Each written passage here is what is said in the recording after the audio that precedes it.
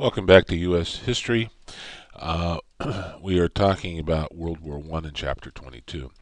Now, during the war, the power of the federal government will expand.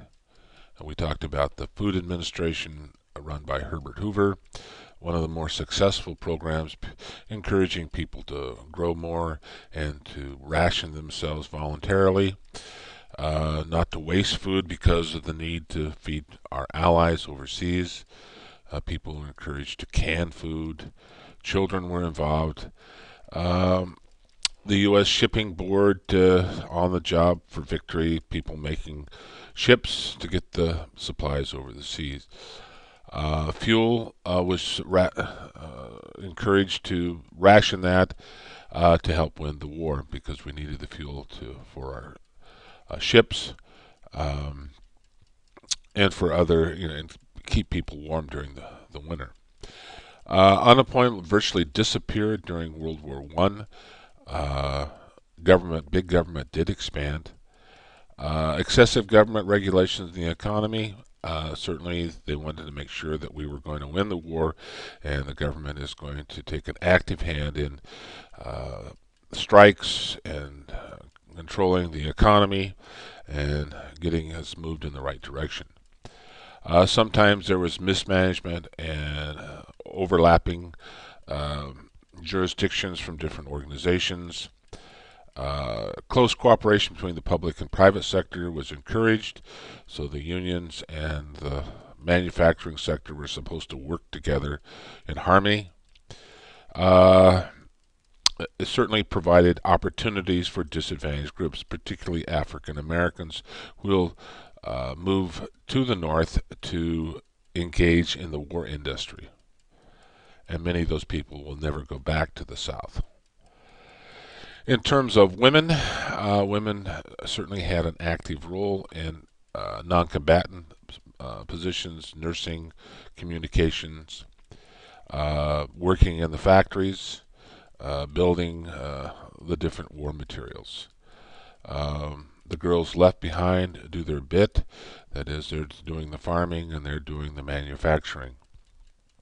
Women were recruited into the Navy to work as non-combatants, clerical jobs to free people, men up to fight on the battlefield. Everyone was encouraged to buy war bonds to support the war.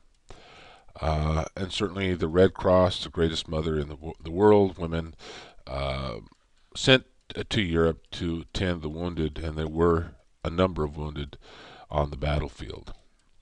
And so the nurses were out there managing and caring for those who'd been hurt on the battlefield. National League of Women's Services, again, women doing their part in the war.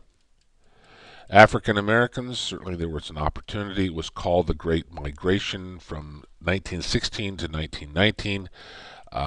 Even before we got into the war, we were making various products, and there's a need for workers, and about 70,000 or more African Americans will come from the South and seek employment, a better way, standard of living in the North.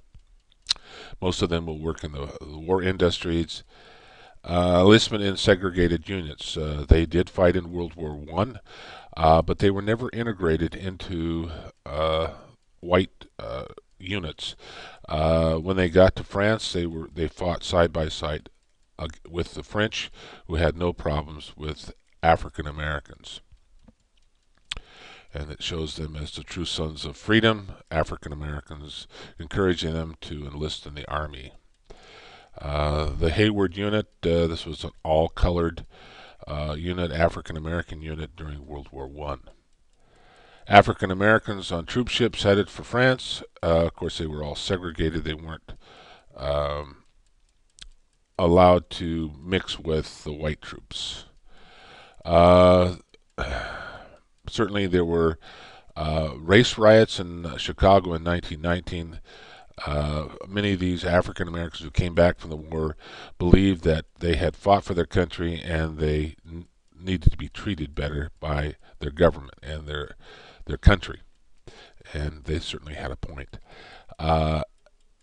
as far as immigrants are concerned, the Creel Committee was reaching out to them to buy bonds and to join up and do their part for the war.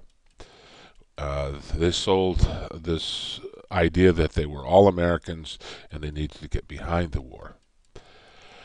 United Work Campaign, the Jewish people were encouraged to support the war.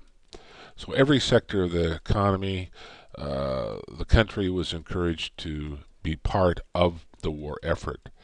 Now the war ends in 1919 at the Versailles Conference. The shooting is over in 1918, but this is where they'll sit down and hammer out the conditions. Germany and Austria-Hungary surrendered unconditionally. That was one of the conditions of the ending the war. Wilson will represent the U.S., Lord George, Great Britain, Clemenceau of France, and Orlando of Italy. And they will set the agenda. Most of the Europeans did not embrace Wilson's views, particularly his 14 points. They wanted to punish Germany because they blamed them for all the problems that they started the war. Here were some of the Versailles Treaty provisions. Sole blame was placed on Germany. Germany would have to pay $31 billion in reparations to France, United States, Italy, and England. The League of Nations was formed. One of Wilson's principles of 14 points. Germany was forced to give up territory, and they were kept out of the League of Nations. Self-determination was given to Poland, Finland, and Czechoslovakia, and some other nations, but not all. Wilson never really gets his treaty approved by the Senate. Henry Cabot Lodge and a senator from Idaho named Borah will hold up the treaty. It takes 2/3 majority for that to happen. They are called the irreconcilables, and they will not approve the treaty because of the League of Nations. They feel it is an infringement on American sovereignty and their ability to protect ourselves.